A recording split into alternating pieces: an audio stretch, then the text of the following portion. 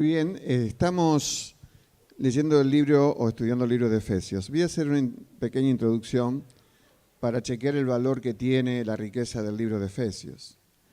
Contábamos este miércoles en la célula donde yo participo que a principios del siglo XX existió una mujer en Estados Unidos que se llamó Hattie Green, que hoy lamentablemente, ya murió en el 1916, pero ella está siendo recordada en el libro de récord Guinness. ¿Saben por qué? Como la mujer más tacaña de la historia. Ella tenía al momento de su muerte $100 millones.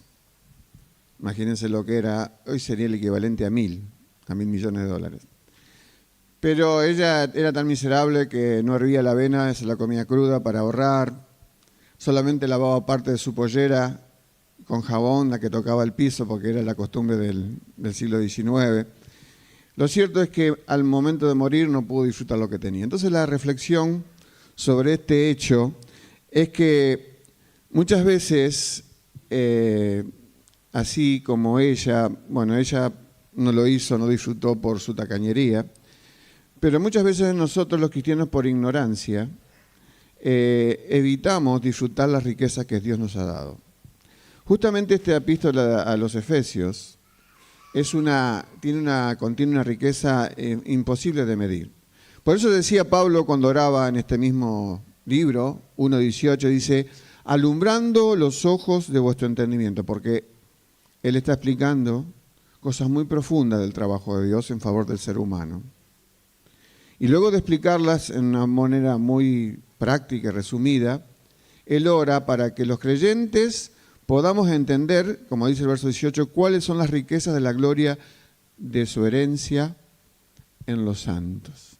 Así que yo ruego, ya empezamos el domingo pasado, estuvo muy interesante, de que podamos dimensionar el valor de lo que Dios nos quiere revelar en su palabra, y especialmente en esta que estamos viendo del libro de Efesios. Efesios era una población que pertenecía al Asia Menor, lo que hoy es Turquía, y en realidad la carta de San Pablo, que escribió desde la cárcel, como se nos dijo ya el domingo pasado, era como una especie, tiene un término técnico que se llama encíclica, no era para una sola iglesia, era para varias. Y porque no trataba de un tema específico. Muchas veces las cartas que escribe Pablo tienen que ver con problemas, y algunos eran grandes, en algunas iglesias, como en Corinto, en Gálatas. Pero cuando llegamos a Efesios descubrimos que no hay un problema que origina su escritura. Por supuesto, hay 2 versículos iniciales donde da saludos protocolares, como se hacía antiguamente en las cartas. Pero inmediatamente comienza con lo que se llama, algunos lo llamaron el himno de la redención, ¿no? Vamos a leerlo entonces para tenerlo presente y luego voy a dar algunas indicaciones o tips sobre lo que es la carta a los Efesios.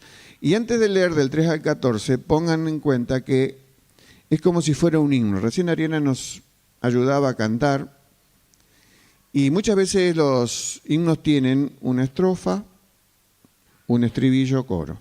Una estrofa, un estribillo y coro. Bueno, este caso vamos a notar en conjunto, que en primer lugar se refiere al trabajo de Dios el Padre, en segundo lugar al trabajo de Dios el Hijo y en tercer lugar al trabajo de Dios el Espíritu Santo. Vamos a leerlo. Comienza con el versículo 3 con una repetición 3 veces de la palabra bendición, parecido a cuando Dios llama a Abraham, ¿no? Que lo llama para hacer bendición y en él serían benditas todas las naciones de la tierra. Entonces dice Pablo, bendito sea el Dios y Padre de nuestro Señor Jesucristo, que nos bendijo, fíjense que está en pasado, nuestra bendición actual depende de lo que Dios ya hizo por nosotros, con toda bendición espiritual en los lugares celestiales. En el original dice en los celestiales, o sea, está hablando no de bendiciones terrenas, contingentes, del momento, sino hablando de algo que tiene el sentido de eternidad, bendición en los lugares celestiales. Y ahora dice, ¿por qué? Según nos escogió en él, esto es muy importante, siempre que leamos, fijémonos que el verbo escoger o elegir está vinculado con Jesucristo. Escogió en Él. Esto ha generado muchas divisiones en el mundo cristiano durante siglos, por a veces no entender bien la palabra elegir o escoger. Muchas veces Dios escogió en la antigüedad y no era escoger o elegir sinónimo de salvación. Dios escogió a 12 apóstoles y solo fueron salvos 11. Dios escogió al pueblo de Israel, pero multitud de ellos fueron condenados. Pero acá es importante escoger en Él antes de la fundación del mundo para que fuésemos, y acá indica propósito, ¿por qué escoge Dios? Y lo hace antes de que el mundo comience a andar, para que fuésemos santos y sin manchas delante de Él, y lo hace en amor, habiéndonos predestinado, en Cristo por supuesto, para ser adoptados hijos suyos, por medio de Jesucristo según el puro afecto de su voluntad. Esta es la primera estrofa. Y ahora viene el coro. Cuando aparece la palabra gloria en la Biblia, y aparece en muchos lugares, hay una palabra que se derivó en nuestro castellano del original, la palabra gloria en el griego es doxa. De ahí viene doxología. ¿Qué quiere decir? Canto de alabanza. Entonces, aparece muchísimas veces la palabra gloria. Por ejemplo, aún en el Padre Nuestro, porque tuyo es el reino, el poder y la gloria. Eso es una doxología. Cuando los ángeles cantaron la noche de Belén, gloria a Dios en las alturas y en la tierra paz para con los hombres. Y entonces allí también tenemos otra doxología. No es patrimonio de las cartas. Y en el libro de Efesios, que estamos empezando a leer ahora, entre el capítulo 1 y 3, que es una unidad, comienza con un canto de alabanza o doxología, y 3, 20 y 21 termina con un canto de alabanza y doxología. ¿Y por qué? ¿Por qué si estamos hablando de cosas que Dios hace, como yo leí la primera estrofa, es porque luego de dar a conocer, por eso el libro de Efesios habla de ser un apocalipsis, no en el sentido de últimos tiempos y cataclismos, no. Esa acepción de la persona no, sino la revelación de algo tan profundo de Dios, como que la elección que Dios hizo de nosotros antes de crearnos. Entonces por eso Pablo eleva, luego de haber expresado la obra del Padre, alabanza a su gloria. Pero luego sigue con el verso 7, la segunda estrofa, y habla del Señor Jesús, Dios el Hijo, en quien tenemos redención por su sangre, el perdón de pecados, según las riquezas de su gracia, que hizo sobreabundar para con nosotros en toda sabiduría e inteligencia, dándonos a conocer el misterio. Hay misterio, es otra palabra que se usa mucho en Éfeso, y quiere decir algo que se desconocía, pero ahora se está dando a conocer. ¿Por qué se está dando a conocer? Porque Dios la está revelando a alguien especial para que sea una verdad pública. Y ese es el trabajo de Dios a favor de los hombres, salvación. Y entonces dice aquí, verso 9, dándonos a conocer el misterio de su voluntad, por eso está escrito, quedó para todas las generaciones, según su beneplácito, su buena voluntad, el cual se había propuesto en sí mismo. Y ahora fíjense que este es el centro del trabajo de Cristo, una palabra importantísima, voy a leer ahora, que está solamente 2 veces en toda la Biblia, está en el libro de Romanos 13 y acá Efesios 1:10, es el verbo reunir. Eso es lo que hace Cristo. Y ahora Pablo está dando a conocer lo que Dios le dio o le reveló.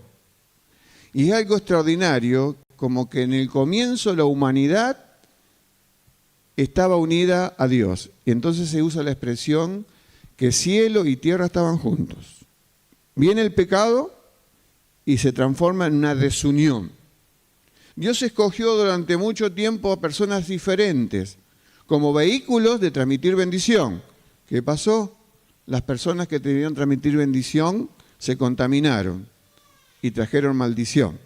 Eso pasó con Noé, pasó primero con Adán, pasó con el pueblo hebreo, pero la única chance verdadera y real de traer bendición a este mundo y el vehículo de bendición es Jesucristo. Por eso habla de que este verbo reunir Es la idea de un ejército, de un regimiento que ha tenido un enfrentamiento bélico y quedó totalmente desparramado. Y es como que eso es lo que aconteció en el inicio con el pecado. Produjo tal disturbio cósmico que desordenó el orden angelical, desordenó la creación, desordenó al hombre mismo.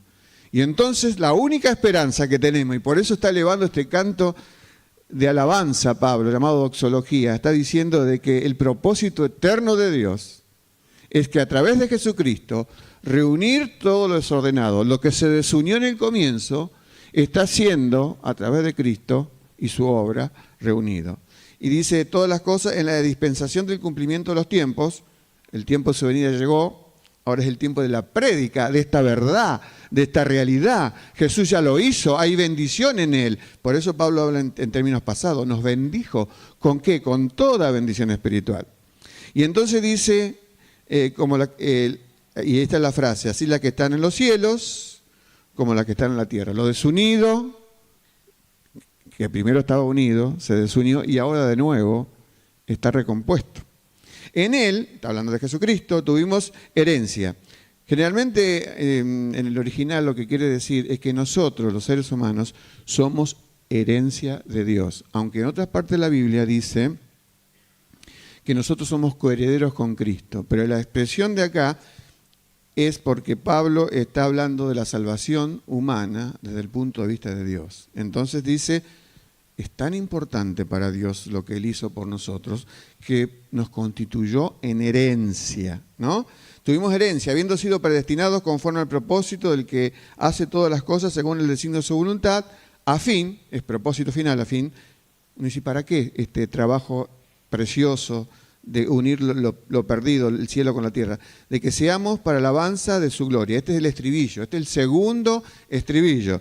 O sea, luego de mencionar en forma sucinta, breve, el trabajo extraordinario de Jesús de reunir todas las cosas en Él, Pablo otra vez eleva una frase de alabanza a Dios. Dice, para que seamos para alabanza de su gloria. Cada vez que está la palabra gloria, hay una doxología. Nosotros los que primeramente esperábamos en Cristo. Ahí nos llama la atención, porque Pablo está hablando como hebreo acá, porque empieza a hablar de nosotros, los hebreos, disfrutamos de la elección del Padre, disfrutamos de que Jesucristo vino a hacer el trabajo de reunir lo que estaba desunido, y después el versículo 13 empieza a hablar de ustedes, porque acá está incorporando a los que no éramos hebreos. O sea, todo el plan previo a la iglesia, Dios escogió a un grupo especial para transmitir bendición a todo el mundo. Fracasó ese trabajo. Pero ahora en Cristo no va a fracasar. Entonces Pablo se pone como hebreo, como judío, dice, nosotros primeramente esperábamos en Cristo. En Él, en Cristo también ustedes, ahora dice, ¿y quiénes ustedes? Los primeros lectores de la carta, no solamente los Efesios, sino todos los que la leyeron y hoy a nosotros. Que dice que para nosotros, ¿qué? Y hay tres cosas que hemos hecho. Habiendo oído la palabra de verdad, que es la palabra de Dios, el Evangelio de vuestra salvación. Segunda cosa, habiendo creído, no solo oído, creído en Él, en Jesucristo. ¿Qué pasó? Tercera acción de Dios. Fuiste sellados con el Espíritu Santo de la promesa. Ese sello indica sos propiedad de Dios. Estás seguro en Él. Y ahora sí termina que es las arras, o sea, la garantía, el anticipo, que decir arras, de nuestra herencia hasta la redención de la posesión adquirida. Y tercer expresión de gloria, para alabanza de su gloria. Y leo ya en 3, 20 y 21, que es, diríamos, Efesios entre el capítulo 1 y el 3, es un conjunto. Comienza con una parte poética, un himno de alabanza. Algunos le llaman el himno de la redención. Y en el final del capítulo 3, verso 20, hay otra doxología, otro canto de alabanza, otra expresión de resaltar la majestad de Dios. Y dice, y a aquel que es poderoso, fíjense que aquel está con mayúscula, para hacer todas las cosas mucho más abundantes de lo que pedimos o entendemos, según el poder que actúa en nosotros, a Él sea gloria en la iglesia en Cristo Jesús por todas las edades, por los siglos de los siglos. Amén. Muy bien. Vamos a ver entonces en la placa, fíjense, algunas características de esta carta. En primer lugar, todo el libro de Efesios es presentar el trabajo de Dios en favor del hombre, pero desde el punto de vista de Dios. ¿Qué quiero decir con esto? Fíjense, ahí está marcado que el libro de Romanos, por ejemplo, otro libro que escribió Pablo, también habla de la salvación de Dios, pero lo pone desde el punto de vista de lo que sucede en el hombre. Ahí habla del viejo hombre, de lo que él no podía, el mal que no quería hacer, eso hacía. Y dice en el 6.6, sabiendo esto, que nuestro viejo hombre está crucificado junto con Cristo. Son maneras en el Romanos de ver la salvación de lo que sucede en nuestra estructura interior. Pero Efesios, algún autor dice que lo que leímos recién, Efesios 1, del 3 al 14, es como si, lo dice un tal Robinson, un comentarista bíblico, es como si un águila comienza a hacer un vuelo majestuoso. Vieron que el águila es la reina de las grandes cumbres. Y da vueltas y vueltas sobre un lugar. Es como si Pablo dio vueltas recién lo que leímos sobre un gran tema, el tema más profundo de la Escritura, la salvación como Dios la propició para con el hombre. Y entonces luego de reflexionar seriamente el trabajo del Padre, el trabajo del Hijo, el trabajo del Espíritu Santo, luego de estar revoloteando sobre ese gran tema, luego en los demás capítulos, que son 3 más, del 4, 5 y 6, se dirige a diferentes temas de orden práctico. En segundo lugar, Cristo en este libro es exaltado. No puedo leer todos los textos de este libro, pero por ejemplo en 1:20 al 23 habla de que el Padre resucitó a Jesucristo y lo sentó a la diestra por encima de todo principado y autoridad y poder y señorío y nombre, sobre todo nombre que existe en esta tierra y en el mundo venidero. Y también Jesús es exaltado en este libro como cabeza de un cuerpo que se llama la iglesia. Y Jesús también es exaltado como esposo de la iglesia. Cuando está el tema de la iglesia, que se lee generalmente en los matrimonios, en las bodas, en realidad Pablo no se propuso escribir sobre el matrimonio. Él está escribiendo sobre esta unidad celestial, gloriosa, eterna, el propósito eterno de Dios. Y dice, bueno, pero como ejemplo, los que estaban desunidos se unen en Cristo y los que eran uno por un lado y otro por otro forman el matrimonio. Y los padres que estaban por un lado y los hijos por otro también son uno, como nos explicó Sebastián el domingo pasado. Así que Cristo es exaltado en todo este libro, tan breve pero tan profundo.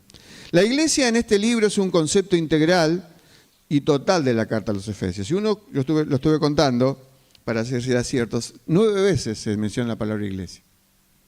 Pero se mencionan funcionalmente este organismo santo que Dios ha creado más de 9 veces, ya no con el mismo nombre. ¿Y con qué nombre? Cuerpo de Cristo, nuevo hombre, que es otra expresión que usa en el capítulo 2.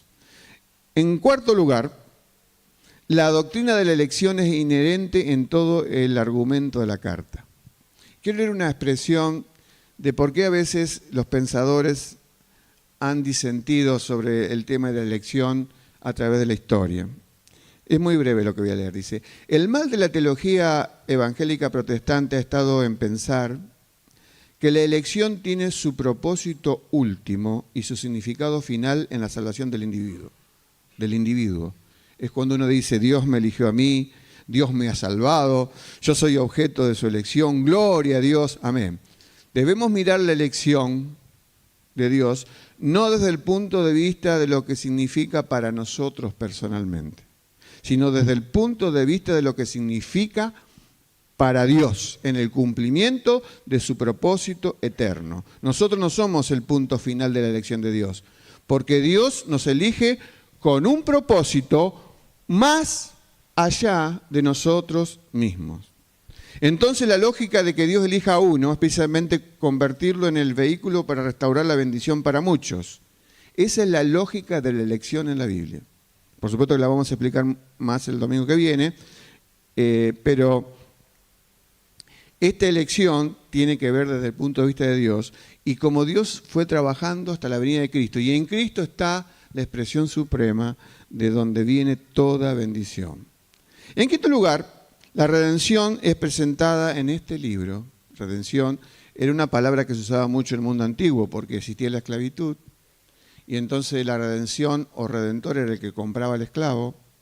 El esclavo que era comprado y era libre era redimido. Esas expresiones quedaron en nuestras expresiones bíblicas y que usamos en el lenguaje de los cristianos. Entonces lo que quiere decir el autor, que es Pablo y que escribió inspirado por Dios, es que la redención no se trata de una mera teoría, es la expresión de la persona que ha sido impactada, transformada, bendecida, elegida, predestinada en Cristo, que somos nosotros mismos. Así que lo que está haciendo Pablo en este libro, por eso el domingo pasado se empezó por el capítulo 3. ¿Y cómo empezó el capítulo 3? Si el capítulo 1 es el inicio de la carta. Lo que pasa es que recién en el capítulo 3, Pablo da a conocer el propósito por el cual él escribe. Y dice, hay un misterio, usa como 4 veces en el capítulo 3 la palabra misterio, para decir, por supuesto, si vos sos creyente de hace mucho tiempo, o no tanto en los años, no te parecerá nada raro escucharte que Dios de 2 pueblos hizo uno. Pero vos imaginate que si estuvieras en el primer siglo, cuando recién había iniciado la propagación del mensaje cristiano y hacía poco que el Señor había muerto, descubrir que el propósito eterno de Dios no incluía un pueblo minúsculo por el cual Él usó de vehículo de bendición y que no sirvió de bendición, sino que ahora Dios extiende su bendición a todos. Y esa es la gran revelación, ese misterio escondido de que había una pared que nos dividía. El mundo antiguo tenía 2 partes, era muy sencillo de entenderlo para el hebreo. Judíos, gentiles. ¿Qué eran los gentiles? No, judíos. Es muy sencillo de entender. Y parecía que Dios tenía predilección por alguien. No era tal su predilección. Dios no excluye a nadie de su propósito eterno. No creemos en un Dios fatalista que alguno elige para salvación y otros para perdición. No. La Biblia dice, en boca del Señor Jesús, el que a mí viene, no le echo fuera. Y hablando de la misión del Padre, Jesús también dijo, nadie puede venir a mí si el Padre que me envió no le trajere. La palabra traer ahí es arrastrar. No es que Dios se despreocupó de la criatura y dijo, no, este es un filisteo, una expresión de discriminación, y este lo dejo aparte. No. En el propósito de Dios estábamos todos. En Él estábamos todos. Y Dios llega a un momento que te predispone a la puerta de la elección y es tu responsabilidad. Porque hay gente que llega al momento de la decisión por Cristo y retrocede. Porque no está dispuesto al cambio que Dios ofrece. Muy bien, ahora, ¿qué hay entre la doxología del comienzo, ese canto de alabanza donde está mencionado el Padre, el Hijo y el Espíritu, y ese canto de gratitud a Dios, y el 3, 20 y 21 que está el otro canto? Bueno, en el capítulo 2, el apóstol va a hablar de la condición en la que nace todo hombre. Vos y yo hemos nacido en esa condición. ¿Qué dice cómo somos? Estábamos muertos, y dice algo terrible, en delitos y pecados. Pero no solamente eso, que es gravísimo, sino que también dice que desde el punto de vista de aquellos que debían traer bendición al pueblo que no conocía a Dios, también estaban ajenos a ese pacto que Dios hizo en el inicio con este vehículo de bendición. Entonces estaban doblemente perdidos. Primero, por el pecado propio de nosotros mismos. Segundo, porque no éramos parte de ese pacto que Dios hizo con una nación insignificante que fue elegida por ser la más chiquitita, la más insignificante, la menos considerada, que debía bendecir al mundo, y en eso fracasó. Así que estamos doblemente perdidos. Pero lo bueno de este capítulo 2 de Efesios es que dice el versículo 14 que Cristo es nuestra paz, que de ambos pueblos. ¿Qué pueblos? El hebreo y el gentil. Era todos los habitantes del mundo. ¿Qué pasó entre ellos? Había enemistades, había divisiones. Y Jesús vino y derribó, destruyó esta pared intermedia de separación. Y se abolieron en el cuerpo de Cristo las enemistades. ¿Y qué más hizo? Dice el versículo 15 en el final, hizo de los dos una nueva humanidad. Dice la expresión un nuevo hombre, pero podemos decir también una nueva humanidad.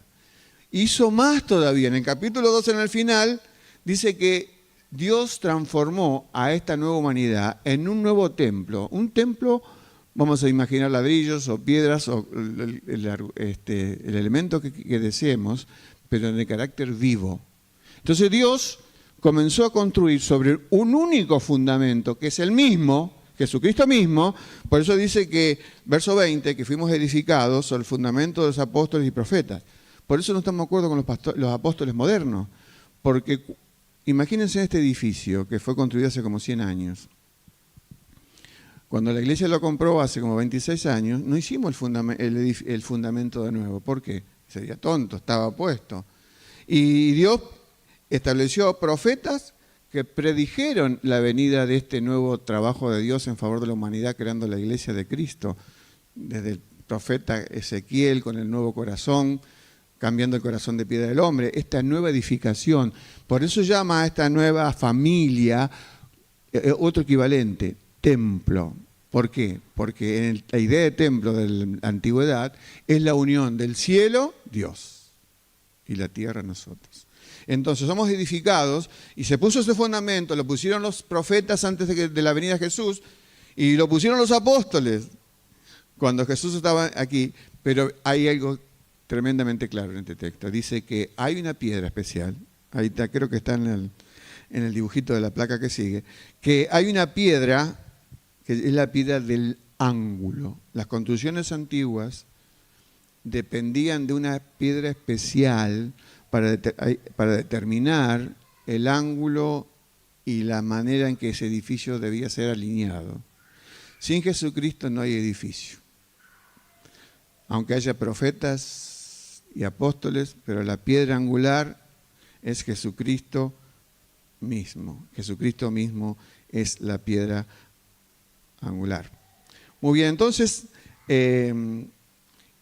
vemos que el trabajo de revelación que Dios le dio a este hombre, a Pablo,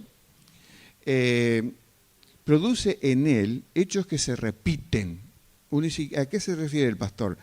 Bueno, cuando uno, ya estuvimos leyendo de que es tan profundo lo que él revela de parte de Dios en el libro de Efesios, que no hace más Pablo que prorrumpir en expresiones de gloria y alabanza a Dios.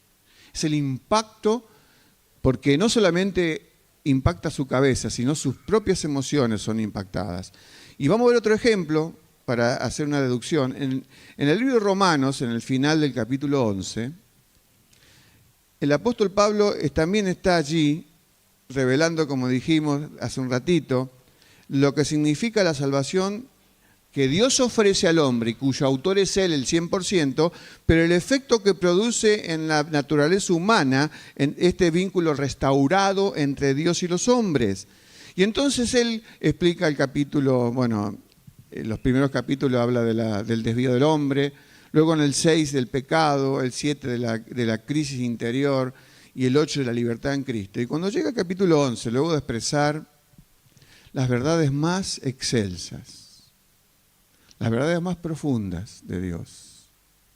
Miren lo que él dice. Está en sus Biblias con un símbolo de admiración. El versículo 33. Cuando él ya contó ese apocalipsis que es demasiado extenso, porque lo explica en Efesios y también lo explica aquí, él dice, en palabras de nuestro lenguaje cotidiano, él dice, qué grande que es Dios, qué excelso que es Dios. Qué majestuoso que es Dios. Por supuesto, la versión de la traducción Reina Valera dice, oh profundidad de las riquezas, de la sabiduría y de la ciencia de Dios. Y dice, cuán insondable, no podemos llegar a comprender, no podemos escrutarlo, no podemos medirlo. ¿Qué cosa? Los juicios y los caminos de Dios.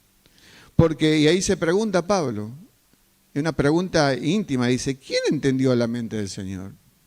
Jamás podremos entenderlo y quiero decirle que creemos que la Biblia nuestra es completa, no le falta nada.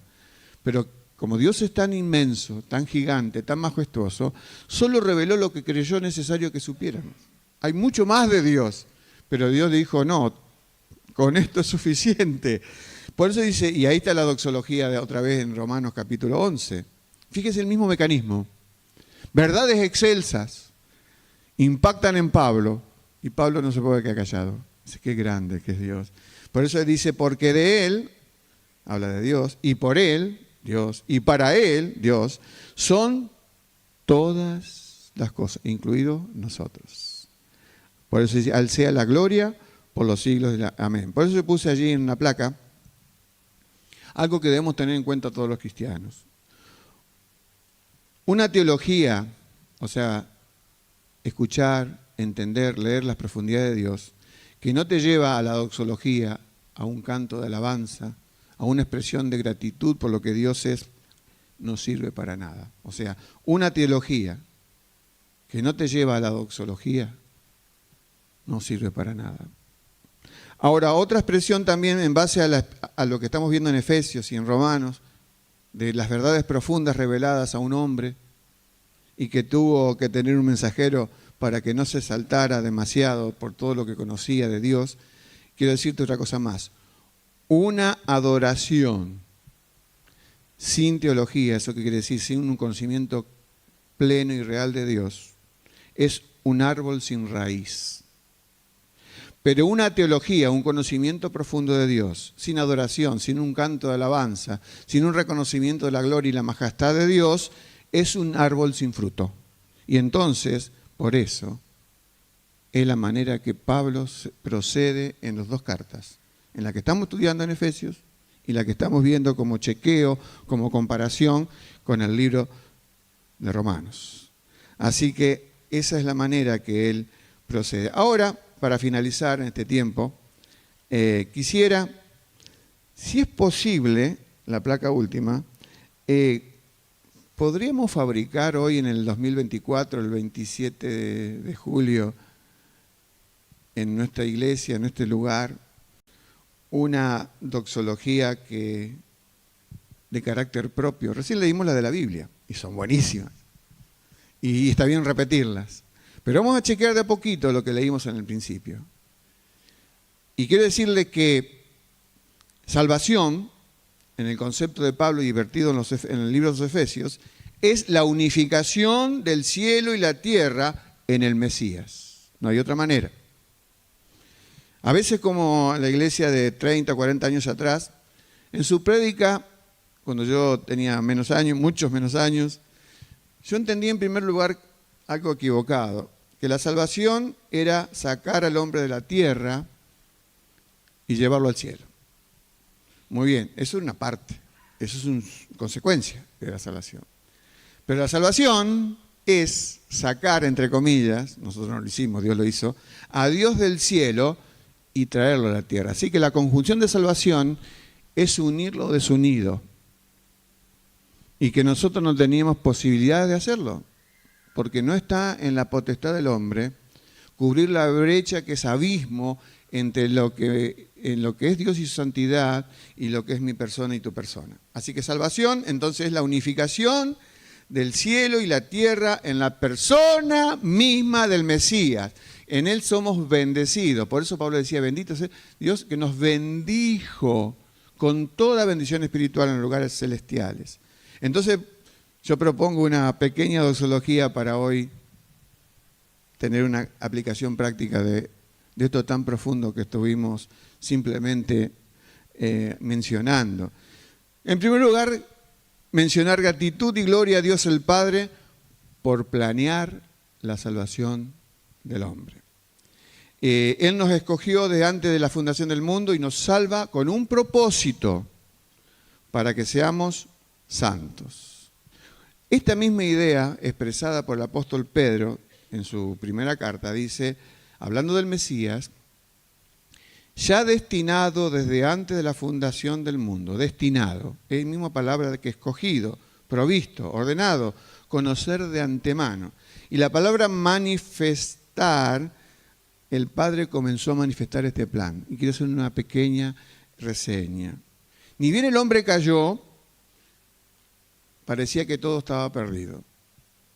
Sin embargo, en Génesis 3:15 está lo que se llama el protoevangelio. El evangelio encerrado en una minúscula cápsula que tiene un poder atómico. ¿Por qué?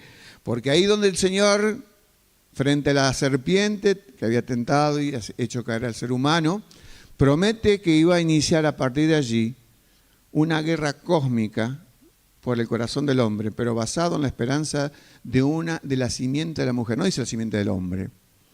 Ahí está profetizado Jesús en el inicio de la historia humana. Por eso dice que la simiente de la mujer provocará una herida mortal al enemigo que había causado la caída del hombre. Por eso uno dice, ¿en qué se entiende el plan del Padre? Porque ahí el Señor decidió, para quien pudiera entender, y creo que se pudo entender poco, que no sería el Redentor un ángel, que no sería el Redentor un querubín, que no sería un serafín, que no sería un semidios, que no sería un arcángel, sino que sería un integrante de la raza humana, pero no que vendría de dos, de hombre y mujer, vendría de la simiente de la mujer porque su concepción sería milagrosa. Luego el diablo se desorientó, creyó que ese era Caín, y entonces lo capturó. Por eso fue un agente satánico Caín, y sacrificó a su propio hermano, y dijo Satanás, triunfé, ese plan se desvirtuó. No, se desvirtuó, porque cuando luego comienza la raza, Noé tuvo 3 hijos. Y Dios señaló en el libro de Génesis capítulo 9 que de los 3, Sem, Can y Jafet, Sem iba a ser de quien derivaría el que bendeciría para siempre al ser humano. Por eso Génesis 9:26 dice, y habite en las tiendas de Sem. Está tácito el sujeto, es Dios. Dios que habite en las tiendas de Sem. El tiempo pasó y antes que termine Génesis hubo las 12 tribus de Israel. Y Dios dijo, planeando la historia, será de la tribu de Judá. Ya se definió el libro de Génesis, sería hombre, sería un descendiente de Sem y sería de la tribu de Judá. Y más adelante en el tiempo, en el escrito de los profetas, se supo que una nación, bueno, en Génesis también estaba la nación primero a través de Abraham, pero se supo que de una familia de esa nación, la familia del rey David, que luego iba a ser rey, y luego de esa familia se supo, a través de la profecía de Isaías, que una mujer, una virgen, anunciando la existencia de María. Así que la bendición que necesitamos los hombres vino a través de alguien que tomó naturaleza humana. ¿Por qué razón? Porque la Biblia dice que sin derramamiento de sangre no puede haber perdón de pecados. Un espíritu, en el estado persistente de Jesús, no podía derramar sangre. Necesitaba la parte de su naturaleza humana. Por eso Jesús fue hombre y Dios, 100% hombre y 100% mujer. Así que decimos gloria al Padre por planear la salvación, pero gloria y gratitud al Hijo por concretar la salvación. Hay 3, aquí en el capítulo 1 de Efesios hablamos de la palabra redención. Y redención tiene ideas muy importantes implicadas. Primero, el pago de un rescate. El que redimía a un esclavo para que otorgarle la libertad nuevamente, tenía que pagar un rescate. ¿Cuál fue el rescate que pagó Jesucristo? Por medio de su sangre. Y así dice la Biblia. Y también fue eliminada, segundo lugar, a través de la redención, la maldición que caía sobre el hombre por incumplir la ley de Dios. Siempre estábamos en infracción. Solo Jesucristo cumplió a pleno. Y nosotros estamos en Jesucristo, podemos ser librados de las infracciones a la ley, porque somos perdonados y redimidos. Y por eso salir de esta esclavitud del pecado y entrar a la libertad que la gracia provee. Por eso Jesucristo es el Hijo celestial de una madre terrenal y el Hijo terrenal de un Padre celestial. Por eso Pablo, a través del libro de Efesios, está revelando este misterio. Dijimos, misterio en la literatura bíblica no es algo desconocido, sino algo que fue desconocido, pero que se está dando a conocer. Primero Dios se lo reveló a mismo Pablo y él luego lo comparte con el mundo cristiano porque busca una reacción frente a la revelación de Dios. Y en tercer y último lugar, frente al trabajo del Dios el Padre, su planeación, al trabajo del Dios el Hijo, al concretar la salvación, tenemos la obra del Espíritu Santo para aplicar la salvación. Por eso gratitud a Él y decirle gloria al trabajo bendito del Espíritu Santo. Cuando uno lee la Escritura, muchos equivocadamente entienden esto, vemos que Dios el Padre envía al mundo a Jesucristo. Lo dice Juan 3:16, porque de tal manera amó Dios al mundo que ha enviado a su Hijo unigénito, y sabemos cómo termina el texto, ¿no? Para que el mundo sea salvo por él. Dios envía, parece que hay una sujeción del Hijo en su venida a lo que el Padre determinó. Pero cuando Jesucristo está terminando su tarea redentora, mejor dicho, tarea magistral de enseñanza y yendo hacia la cruz de la tarea redentora, dice: no lo voy a dejar solos, enviaré a alguien como yo. Está con mayúscula en la Biblia, el Paracletos, el Consolador.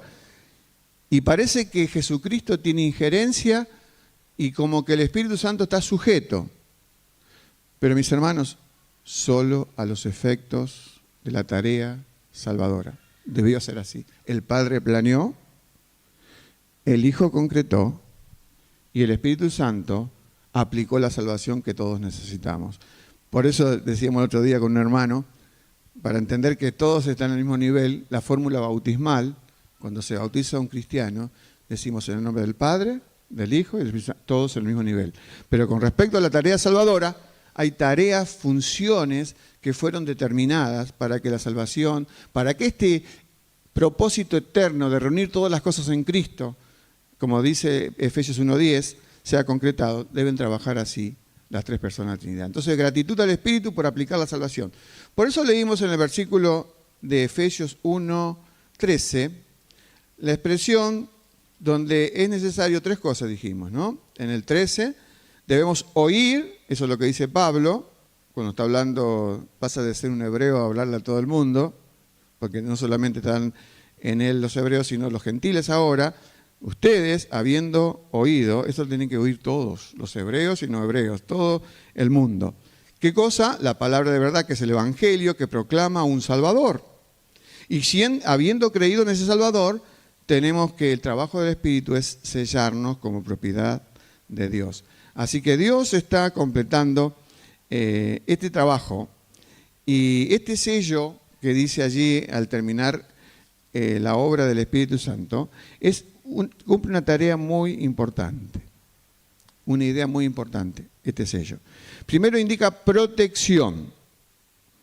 Ya la Biblia muchas veces ha hablado, aún en los Salmos, sobre el intento de Dios para proteger a sus hijos. Y quedó escrito para que nosotros pudiéramos refugiarnos en esas promesas. Por ejemplo, el Salmo 91, el que habita el abrigo del Altísimo morará bajo la sombra del Omnipotente. Pero las bases de esa protección están en el Nuevo Testamento. Se concretó, por supuesto, Dios fue poderoso en la antigüedad también para proteger a sus hijos. Pero la realidad de esa bendición, de esa protección, se concreta en el plan del Padre, en la concreción de la salvación por el Hijo y en la aplicación que el Espíritu Santo hace para que yo pueda ser parte de este propósito. Para yo que estaba enredado en este mundo desunido del objetivo de Dios, a través de Cristo, que reunió todas las cosas en sí mismo, lo que está en los cielos y en la tierra que somos nosotros, podamos ser bendecidos. Y este sello que Dios nos pone es un sello de protección. Pero también es un sello de propiedad o pertenencia. Aquellos que han visto películas del Far West americano, y acá también se usó en Argentina, se usa, en los campos al ganado vacuno, generalmente se le pone, en el momento de la yerra, se pone un hierro incandescente al fuego y se marca al animal como diciendo: este animal es propiedad de este lugar. Porque muchas veces los animales saltean alambrados, hay hermanos que viven cerca del campo y saben que esto es real. Y entonces, si hay un animal perdido, se sabe de quién es. Se sabe quién es. Entonces, nosotros no somos animales, pero somos seres humanos que tenemos la marca indeleble en nuestra estructura interior del sello del Espíritu Santo que está diciendo: sos propiedad del cielo. Al sellarte, te he unido al propósito eterno de Dios.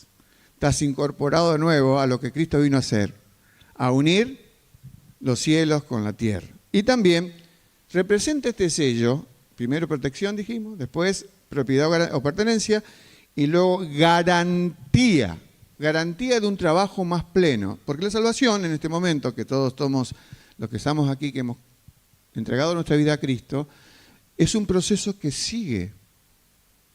Y si el Señor viene antes de que nosotros partamos, va a transformar nuestras vidas. Y el Espíritu Santo va a actuar como una garantía de ese proceso mayúsculo donde Dios un día nos va a poner una habitación celestial donde tenemos el cuerpo parecido al Jesús resucitado. En este momento,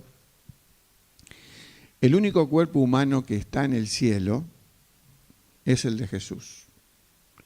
Ustedes dirán, ¿y los demás hermanos que partieron, nuestros hermanos en la fe, están en un estado de consolación plena, pero todavía falta ese pasito para que Dios le revista de este cuerpo celestial que vamos a tener por la eternidad? Eso va a llegar en el plan de Dios, en el cumplimiento de sus tiempos.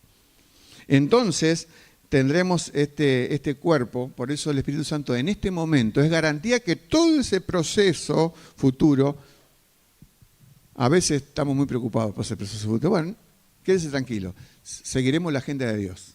Igual cuando hay gente que dice el futuro es así, esa, la escatología, no me divide a mí con ningún hermano que piense diferente, porque cuando nos lleve el Señor, Dios va a hacer la agenda que Él quiere, y no, lo importante es que queramos que Él viene y que nos lleva, y que va a ser pleno este proceso de cuando la tierra y el cielo estén unidos plenamente y para siempre. Gloria, gloria sea a nuestro Dios. Bendito. Nuestra doxología hoy es decir, gloria al Padre por su plan salvador. Gloria al Hijo por su concreción de la salvación. Y gloria al Espíritu Santo por aplicar en estos corazones malvados la regeneración bendita. Nos ponemos de pie y nos despedimos dando gracias a Dios por este plan perfecto. No necesita agregados, es perfecto. Señor nuestro Dios, qué grande que eres tú, Señor. Cuando vemos lo maravilloso, las riquezas que tú has previsto para nosotros. Somos tu herencia, Señor. Y a su vez somos herederos de las riquezas del cielo. Y como este simple mortal llamado Pablo describió, Señor, por orden tuya, lo que tú mismo le revelaste en ese apocalipsis íntimo que se hizo público, para que hoy abrevamos, para que hoy leamos, estudiemos, nos pongamos felices de saber que no somos un eslabón perdido, que somos un objeto de gran valor para ti. Por eso tú planeaste salvación para nosotros. Y es por eso que hoy decimos, Señor, como una pequeña doxología fabricada aquí, gloria sea tu nombre. Gloria sea a la persona del Padre por planear salvación. Gloria sea a la persona del Hijo por concretar salvación. Y gloria sea a la persona del Espíritu por aplicar salvación a nuestros corazones en tanta necesidad. Despídenos en tu paz, Señor, y que estas verdades de tu palabra no sean desconocidas ahora, sino completamente conocidas y transmitidas a otros que te necesitan. Por el nombre de Jesús. Amén. Dios les bendiga, mis hermanos.